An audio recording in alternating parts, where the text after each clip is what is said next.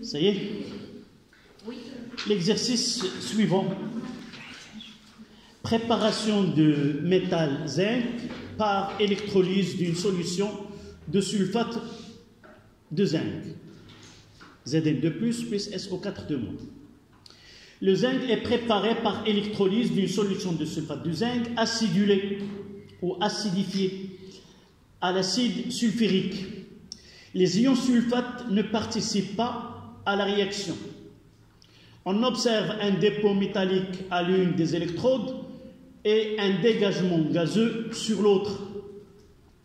Les données, ils nous donnent la masse molaire de zinc, c'est 65 grammes par mol.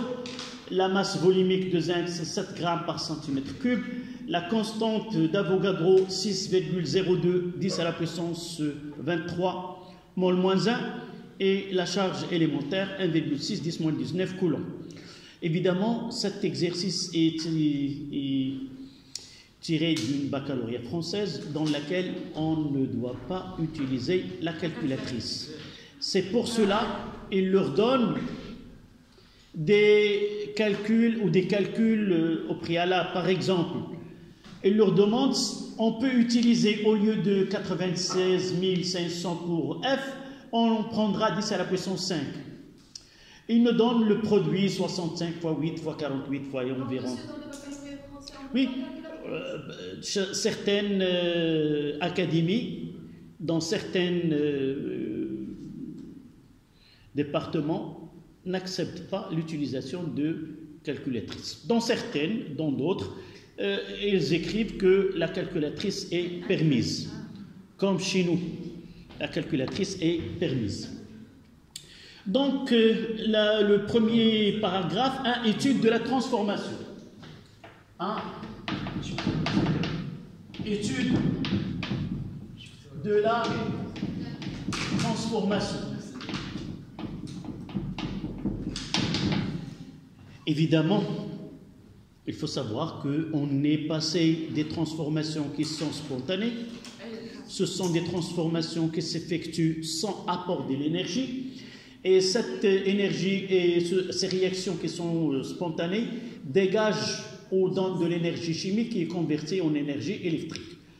Les transformations qu'on va étudier ici, ce sont des transformations forcées, c'est-à-dire ne peuvent plus se produire sans un apport d'énergie électrique. C'est-à-dire c'est le phénomène inverse qui se produit dans les piles. D'accord? Donc, voici les couples. La première question. Quelles sont les réactions susceptibles de se produire sur chaque électrode, sachant que les couples mis en jeu sont, voici les couples là, il nous donne Zn2+ sur Zn, il nous donne H+ sur H2, l'autre CO2 sur H2O et S2 O8 2- sur SO4 2-. Voici les couples. Bien.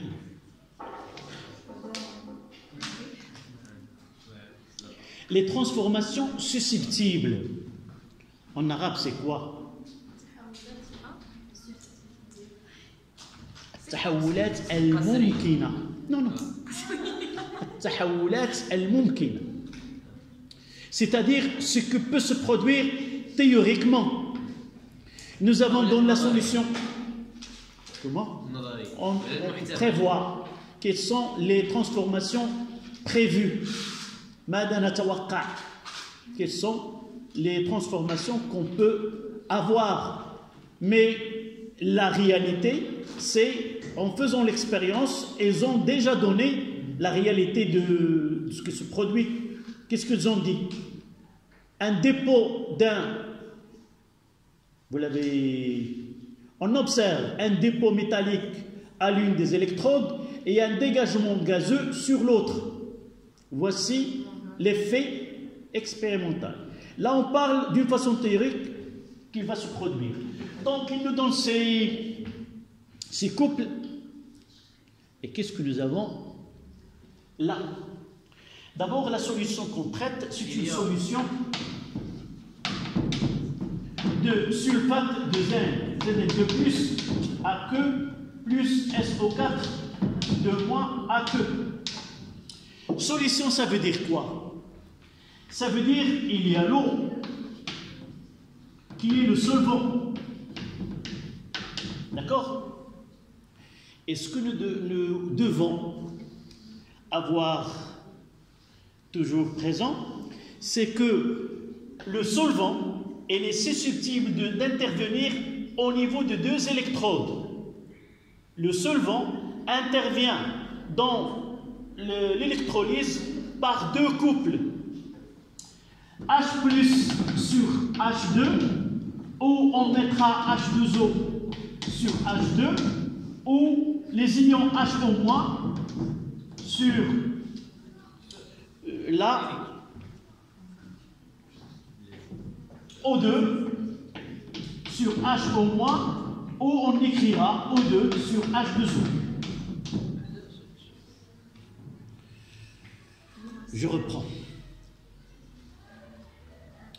Lorsqu'on traite l'électrolyse, et surtout des solutions aqueuses, le dominant dans cette solution, c'est quoi? C'est l'eau, c'est lui, celui dans lequel on dissout un sel de sulfate de zinc. Donc l'eau, autant que solvant, elle est susceptible d'intervenir. D'accord? Donc toujours, il y a possibilité que l'eau, qui est le solvant, intervient à la cathode. Voilà ce que je dois... Là, c'est un cation. Il va migrer vers quoi? Vers la cathode. Elle est capable de produire sur H+, donner H2. Et les ions OH-, c'est un anion.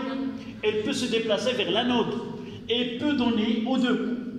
Donc, une fois qu'on entre dans une électrolyse d'une solution aqueuse, toujours il y a possibilité de participation de ces deux.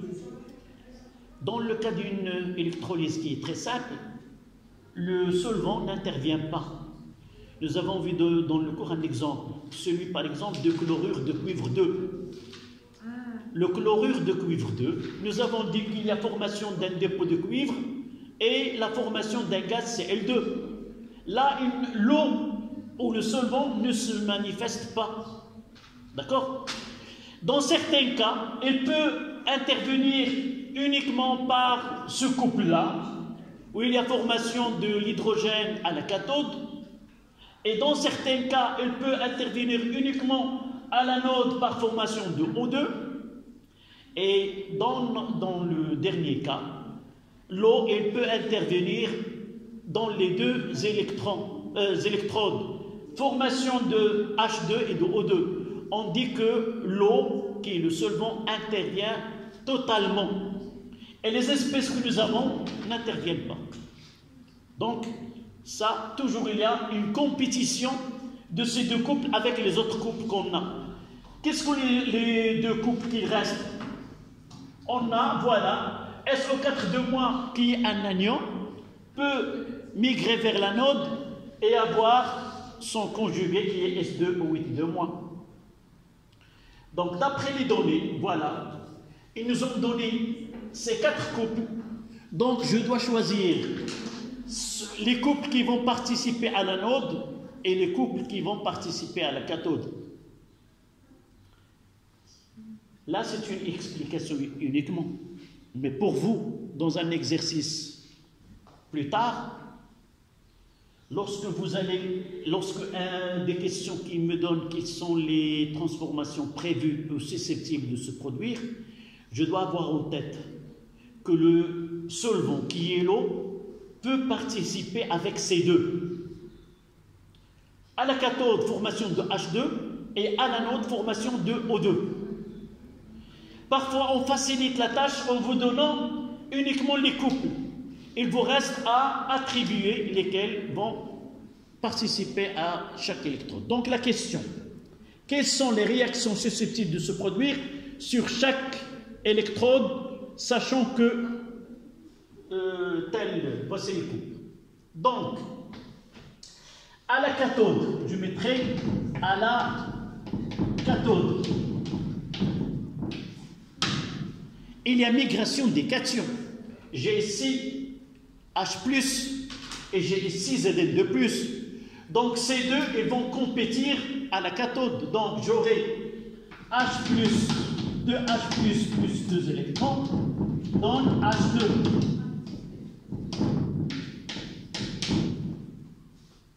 L'autre, c'est quoi? C'est Zn2+, plus 2 électrons, donne Zn, solide. Je reprends, à la cathode migrent les cations, à l'anode migrent les anions. Les anions, ce sont les espèces chimiques qui portent une charge négative, et les cations, ce sont des espèces chimiques qui portent une charge positive. Donc, à l'anode,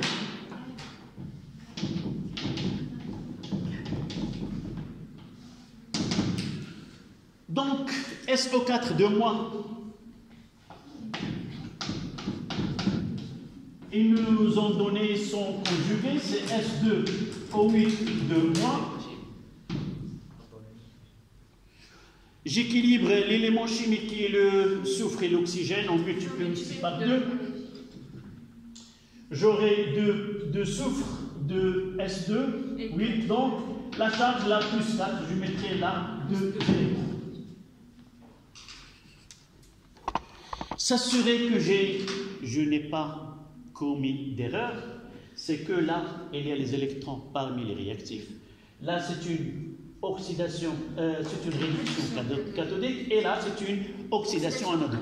À remarquer que là, oxydation et réduction s'effectuent successivement à la cathode et à l'anode, que ce soit dans les piles ou que ce soit dans l'électrolyse.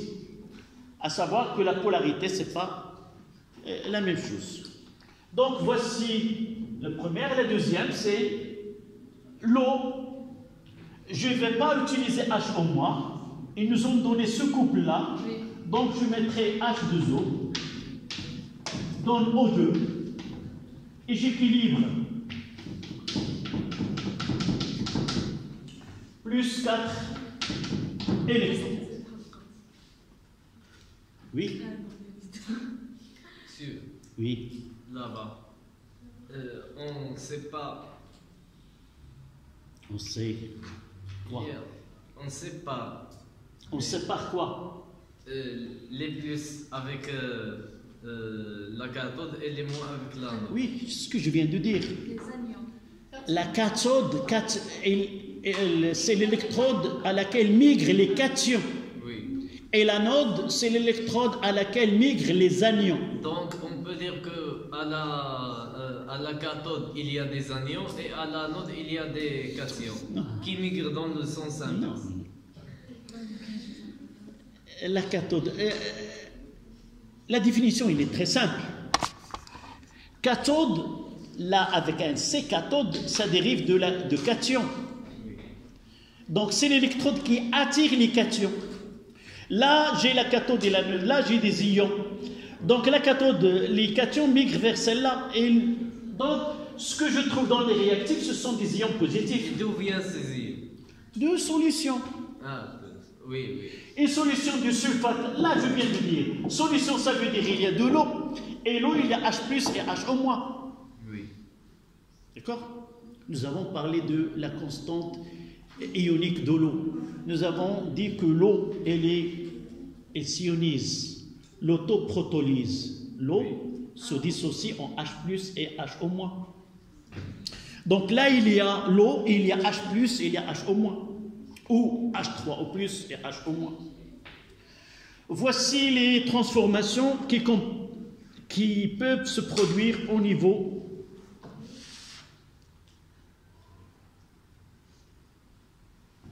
C'était la question 1. La question 2.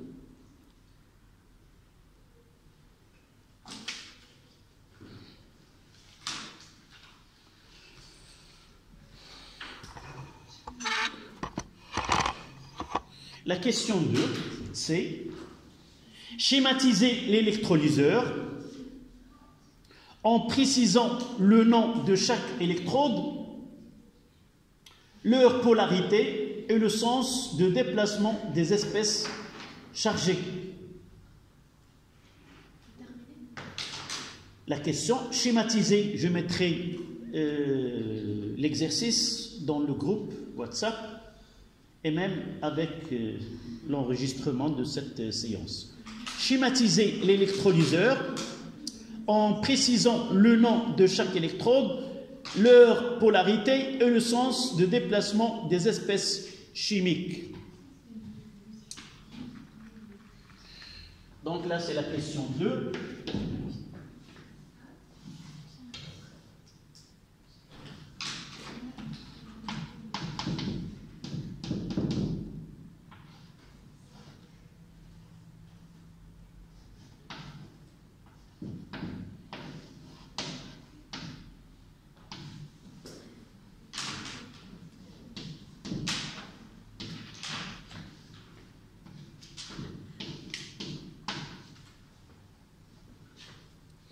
Donc, je ferai un générateur, une résistance là de protection.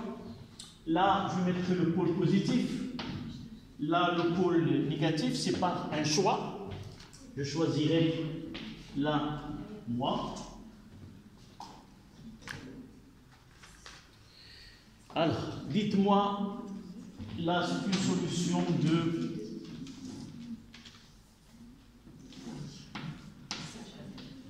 Zn de plus SO4 de moins.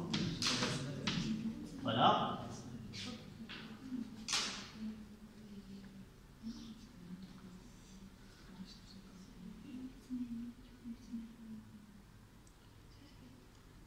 Donc, schéma de l'électrolyseur. L'électrolyseur, c'est une vase en verre, 2 électrodes, et on constitue un circuit électrique. Là, le générateur fournit de l'énergie électrique. Cette énergie électrique, elle est consommée au niveau de l'électrolyseur et convertie sous forme d'énergie chimique. Donc, dans le circuit là c'est le courant électrique, le sens c'est grand I.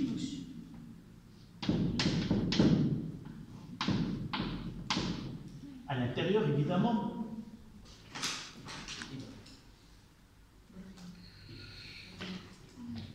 Donc, à l'intérieur, donnez-moi le sens de... Je mettrai les 2 électrodes comme ça.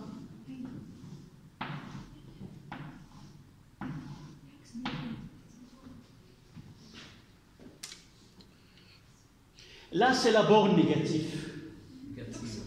Donc, il va attirer quoi? Comment? Là, les électrons. On commencera par ici les électrons. Donc, les électrons dans ce sens-là. D'accord? Dans le sens inverse.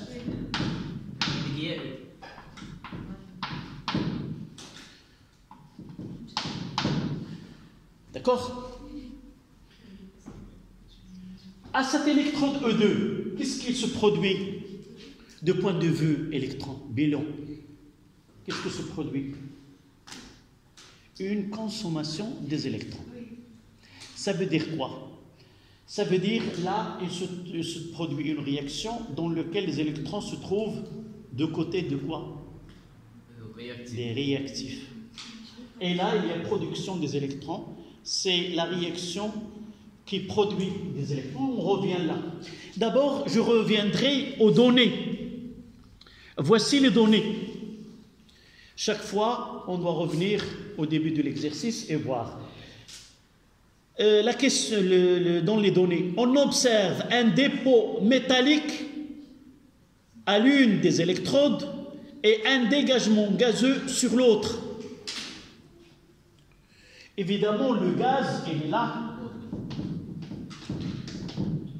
Donc,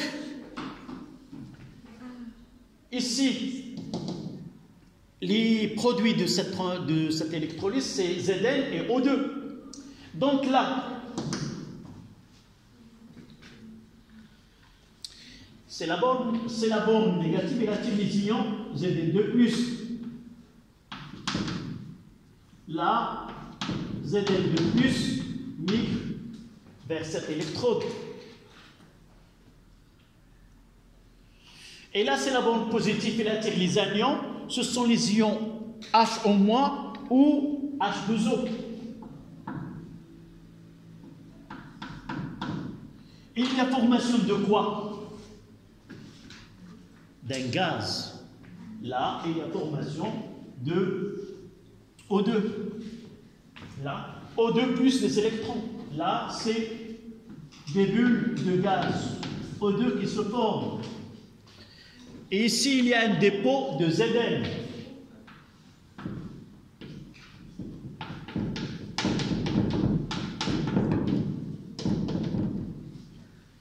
Là, dégagement d'un gaz.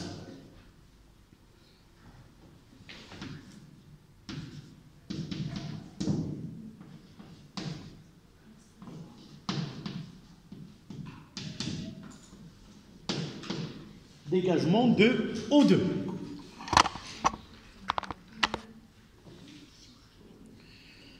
Revenons à la question schématisée. Donc,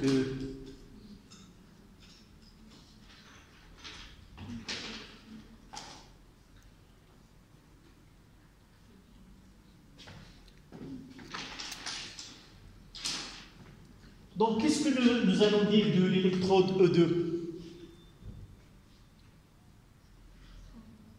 E2, elle est reliée, elle se produit quoi là ici? C'est une réduction.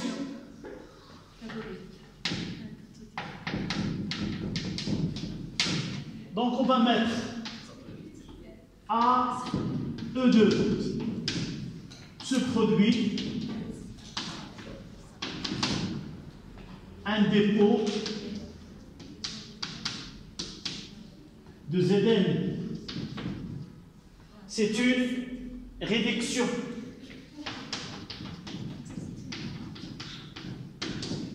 Donc A est une cathode.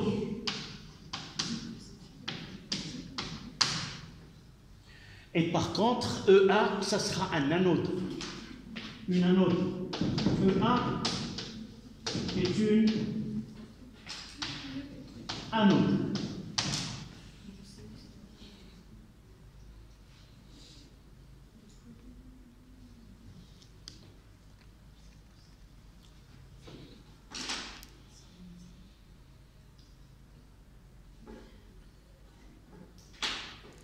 D'abord, personne ne m'a posé la question.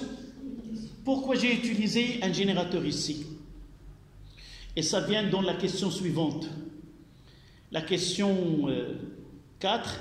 S'agit-il d'une transformation spontanée ou forcée? Pourquoi? Forcé parce que... Oui, pourquoi? Parce que le quel est l'indice? Va donner l'initiation. Comment? Le générateur non, va donner l'initiation. quelles sont les données à partir des données? Je reprends la phrase d'introduction. Le zinc. Comment? Je relis. Le zinc est préparé par électrolyse. D'accord? Donc, il est préparé par électrolyse. Et nous savons que, par définition, l'électrolyse, au cours d'une électrolyse, se produit des transformations qui sont forcées.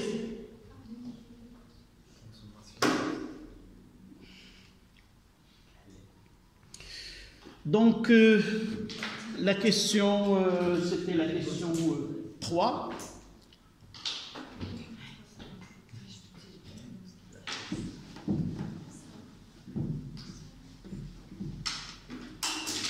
La question 3.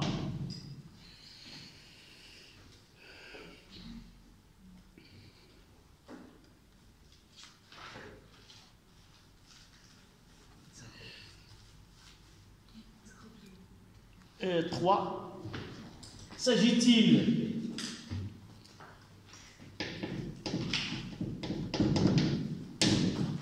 S'agit-il d'une transformation?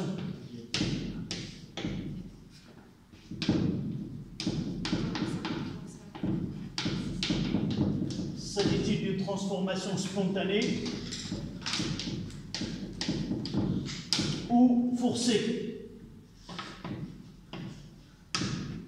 Justifiée? Monsieur, dans l'énoncé de texte, il y a dit on a fait la transformation par électrolyse. Et on sait que l'électrolyse est une transformation une transformation qui est artificielle. Donc, non, c'est pas artificiel. Ouais. Forcée. Donc, c'est une transformation forcée. Une phrase, oui, c'est bien. Une phrase plus simple, oui. Puisqu'il s'agit d'une électrolyse, c'est une transformation. D'accord? Oui. Pour gagner un peu de temps. Oui. Donc, la réponse, puisqu'il s'agit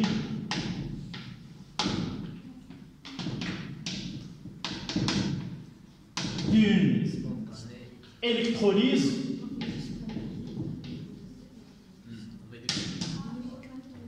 puisqu'il s'agit d'une électrolyse, c'est une transformation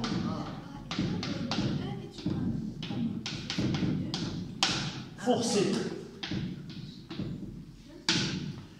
Et surtout si tu vois dans la réponse, dans on va dans 0,25, oui. C'est pas la peine de charger la réponse. Oui.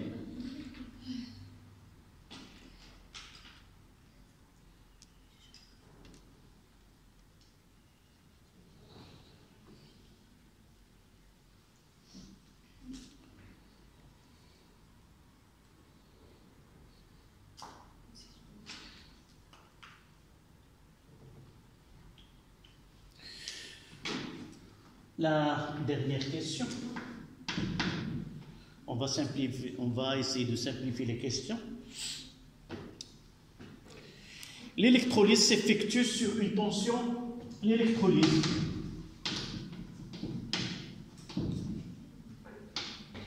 s'effectue sous une tension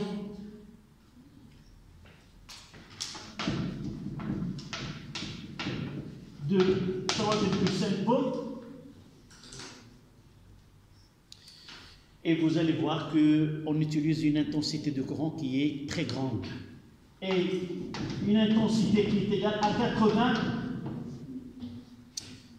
kA, c'est-à-dire 80 kA.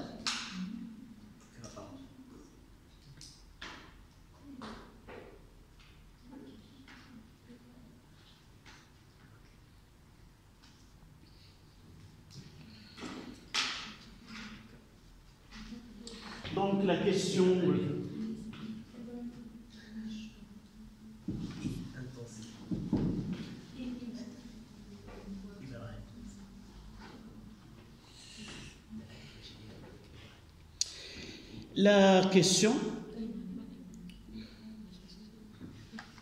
sachant que le rendement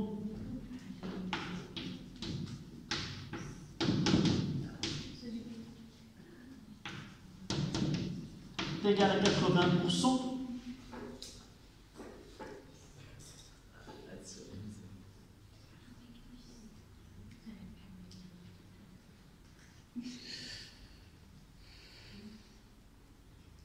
sachant que le rendement est 80%,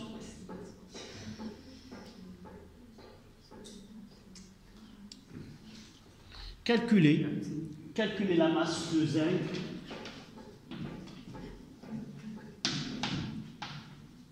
la masse de Zn pendant le fonctionnement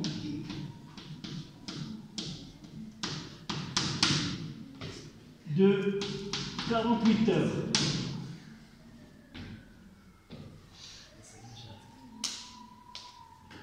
En réalité, on demande le volume de lingots, ce sont des lingots de zinc. Et une autre question, c'est de calculer le volume de dioxygène récupéré.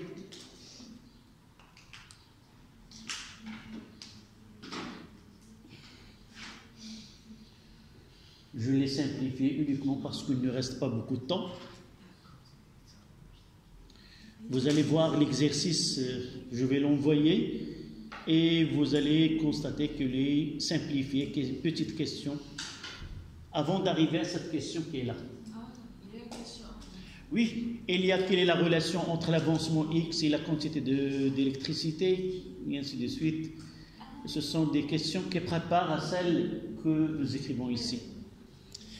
Donc, qu'est-ce qu'on va utiliser comme équation de départ?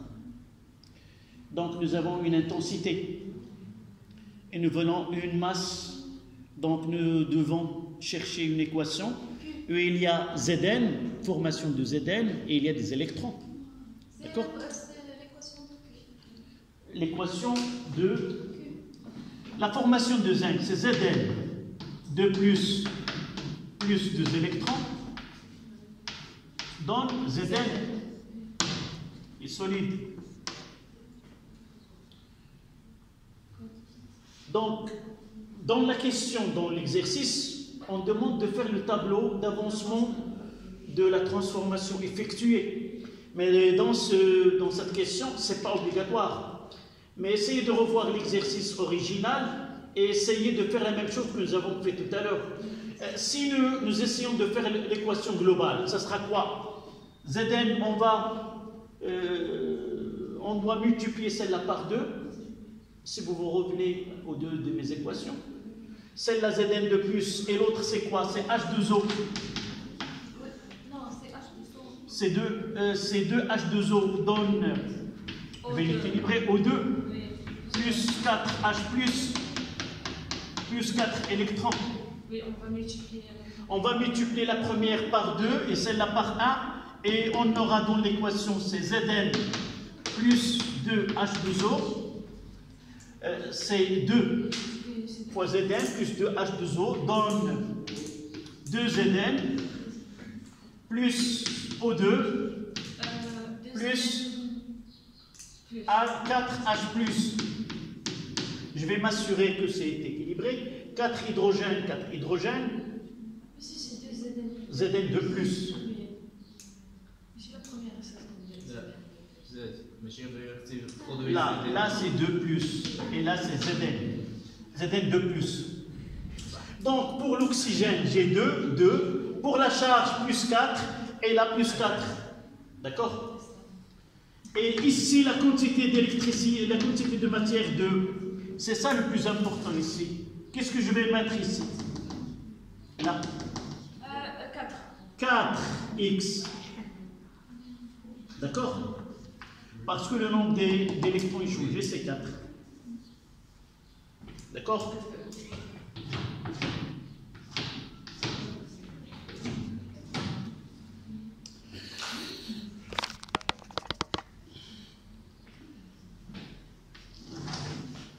Je vais mettre ici C Zn de plus, c'est C fois V. Est-ce que nous ont donné la concentration? Non. Donc, là, c'est pour cela qu'on va essayer d'utiliser. Qu'est-ce que nous voulons? Nous voulons la quantité de matière de Zn. Je vais essayer d'effacer cette partie.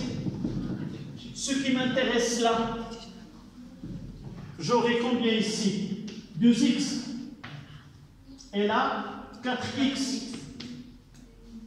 Est-ce que vous êtes d'accord? Donc, j'ai la quantité de matière de Zn formée est égale à 2x, qui est égal à m de Zn sur grand M de Zn. Et la quantité de matière d'électrons est égale à I fois delta de T. Qu'est-ce que nous ont donné? Oui, est égal à I fois delta de T sur F. C'est le nombre d'électrons. Q sur Là, c'est N sur NA, CQ sur F, et que c'est I d'état est égal à quoi? Est égal à 4x. Oui. Je relie les deux. Ça veut dire que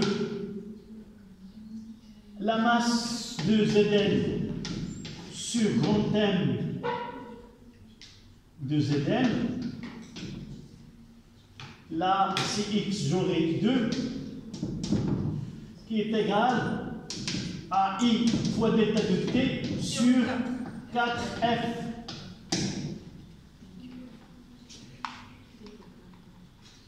Et je vais mettre ici, c'est la masse théorique. Là, c'est la masse théorique. D'accord? On va le multiplier Par le rond. Voilà, pas 0,80. 0,8. Donc, M de Zn théorique est égal à I fois d'état de T fois grand M de Zn, le tout sur 2 fois F.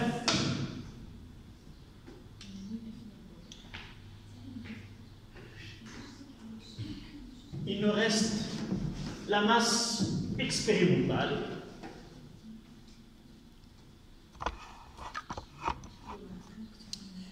Ici, la masse expérimentale de Zn.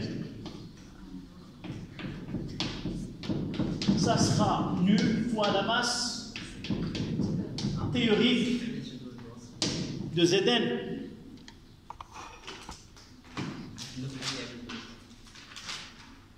Donc, on obtient M de Zn expérimental. Ça sera nu fois I fois delta de T fois la masse molaire de Zn sur 2 fois F.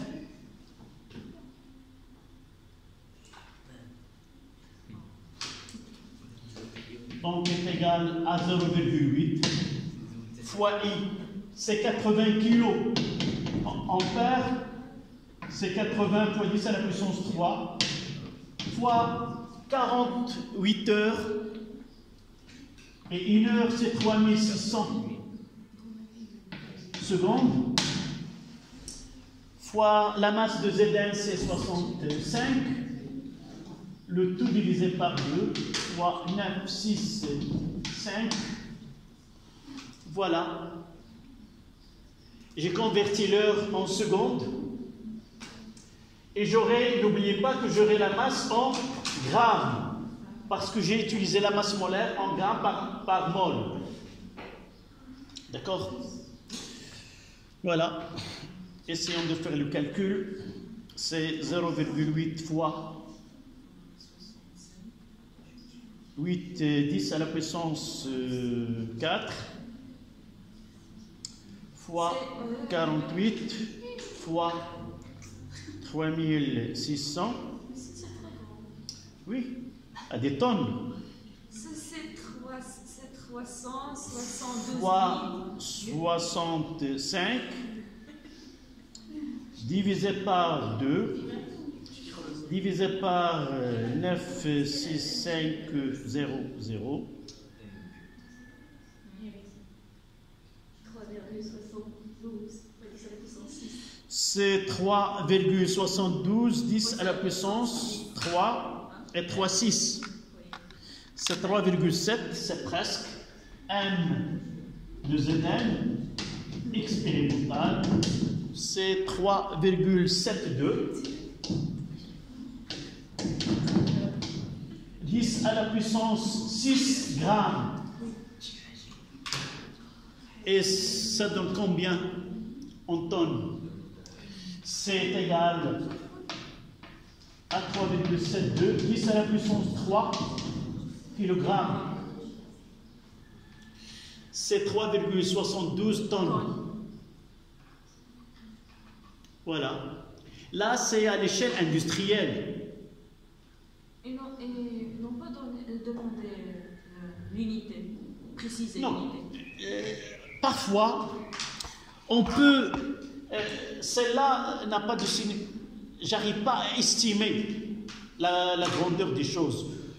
Parfois, 10 à la puissance 6, tu as dit que c'est très grand. Mais en mettant en tonnes, ça donne 3,72. À l'échelle industrielle, c'est pas grand. Tu peux voir la production mondiale de zinc, combien. Donc, c'est pas...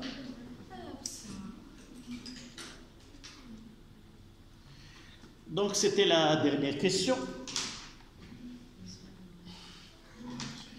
Comme d'habitude, je vais envoyer l'exercice avec sans corriger.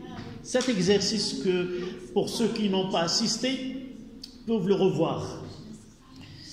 On va, demain, Inch'Allah, on va essayer de fixer une date pour le contrôle continu. On se mettra d'accord sur le contenu de ce devoir-là. D'accord? C'est une question en physique, mais en chimie. Dans le tableau de Oui. les éléments sont placés selon le nombre Z et... Non, selon la distribution des couches électroniques. Oh, voilà. Le groupe 1, c'est un seul électron, 2 pour les alcalins, pour les alcalines terreux, et ainsi de suite. Le groupe 1, le groupe 2 jusqu'au groupe 8.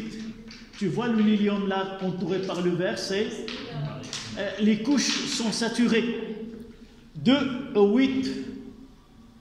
D'accord. Voilà. Inch'Allah.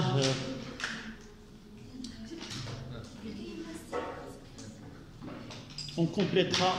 Il nous reste, comme je viens de dire, on fixera une date pour le contrôle continu et on commencera la physique. Ce sont les lois de Kepler. Dans la mécanique.